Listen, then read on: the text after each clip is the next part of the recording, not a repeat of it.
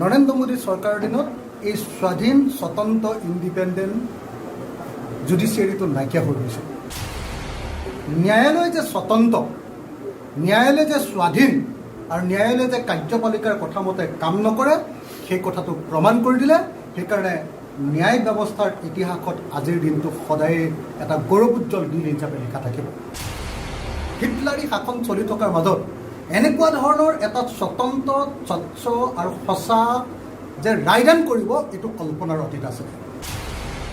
কিমান এটা ভুৱা গোচৰ, কিমান এটা মিছা গোচৰত মোৰ 1 বছৰ 7 মাহ সম্পূৰ্ণৰূপে খাই দিলে।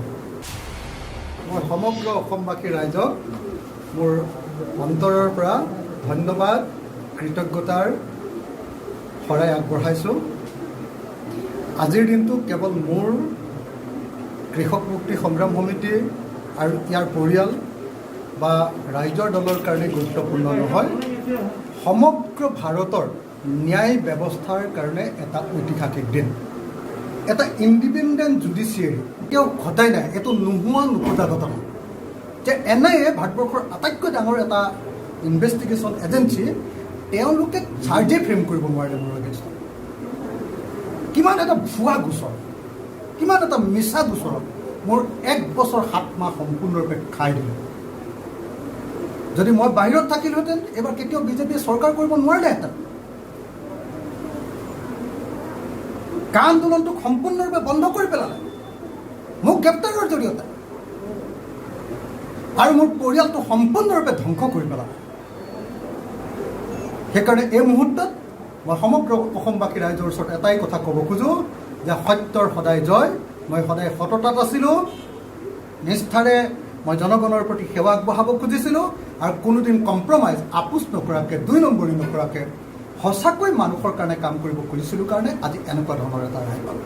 এই ব্যৱস্থাৰ প্ৰতি ধন্যবাদ, কৃতজ্ঞতা আৰু অভিনন্দন জ্ঞাপন কৰিছোঁ। হয়, মোৰ দ্বিতীয় বস্তুটো হ'ল যে আমাৰ এডভোকেট, বহুতে এডভোকেটক গালি পাৰি আছিলে, কৈছিলে যে এওঁলোকে উলিয়াব পৰা নাই, দুৰ্বল এডভোকেট লৈছোঁ নেকি।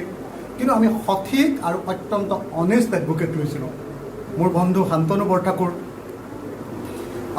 হুজেইফা আহমেদী, আপোনালোকে জানে, জিয়াউৰ কামাৰ, KNC, আমাৰ KNC ছাৰ আপোনালোকে সকলোৱে জানে, তেওঁলোক আৰু কৃষ্ণ গগৈ, ৰাহুল খেঞ্চুৱা, এই আটাইবিলাকে যি অত্যন্ত নিষ্ঠা আৰু আন্তৰিকতাৰে সৈতে মোৰ কাৰণে কাম কৰিলে, তাৰ কাৰণে আজি এনেকুৱা এটা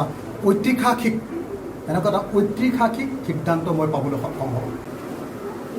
কিন্তু নৰেন্দ্ৰ মোদী চৰকাৰৰ দিনত এই স্বাধীন স্বতন্ত্ৰ ইণ্ডিপেণ্ডেণ্ট জুডিচিয়াৰীটো নাইকিয়া হৈ গৈছে। কিন্তু এইবাৰ আমি দেখিবলৈ পালোঁ যে আজিৰ ঐতিহাসিক ৰায়ৰ জৰিয়তে আমাৰ গুৱাহাটীৰ NIA আদালতে ন্যায়ালয় যে স্বতন্ত্ৰ, ন্যায়ালয় যে স্বাধীন আৰু ন্যায়ালয় যে কাৰ্যপালিকাৰ কথা মতে কাম নকৰে সেই কথাটো প্ৰমাণ কৰি দিলে। সেইকাৰণে ন্যায় ব্যৱস্থাৰ ইতিহাসত আজিৰ দিনটো সদায় এটা গৌৰৱোজ্জ্বল দিন হিচাপে লিখা থাকিব। আৰু এনেকুৱা ধৰণৰ প্ৰেছাৰৰ মাজত, হিটলাৰী শাসন চলি থকাৰ মাজত এনেকুৱা ধৰণৰ এটা স্বতন্ত্ৰ, স্বচ্ছ আৰু সঁচা যে ৰায়দান কৰিব এইটো কল্পনাৰ অতীত আছে। এতিয়াও ন্যায় ব্যৱস্থা স্বতন্ত্ৰ হৈ আছে, এতিয়াও জনতাই কেৱল ন্যায় ব্যৱস্থাৰ ওপৰত আস্থা ৰাখিব পাৰে। আজি চাৰিওফালে বেয়া দিন চলি থকাৰ সময়ত ন্যায়ালয়ৰ এই স্বতন্ত্ৰ অৱস্থাই ইমান দিন ধৰি ন্যায়ালয়ৰ প্ৰতি মানুহৰ যিটো সন্দেহ আছিলে, মানুহৰ যিটো আশংকা আছিলে, ন্যায় ব্যৱস্থাটো সম্পূৰ্ণৰূপে নাইকিয়া হৈ গ'ল নেকি বুলি যিটো ভাবিছিলে, সেই ব্যৱস্থাটোৰ পৰিৱৰ্তে এটা স্বতন্ত্ৰ ন্যায় ব্যৱস্থা আজি খাৰা হোৱা দেখিলোঁ।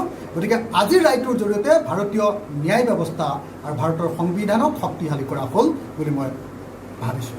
আৰু কাইলৈ ৰাতিপুৱা পুৱাই 6টাৰ পৰা 7টা বজাৰ ভিতৰত মই মোৰ নিজৰ সমষ্টি শিৱসাগৰবাসী ৰাইজক লগ পাবৰ কাৰণে কাইলৈ পুৱা 6 বজাৰ পৰা 7 বজাৰ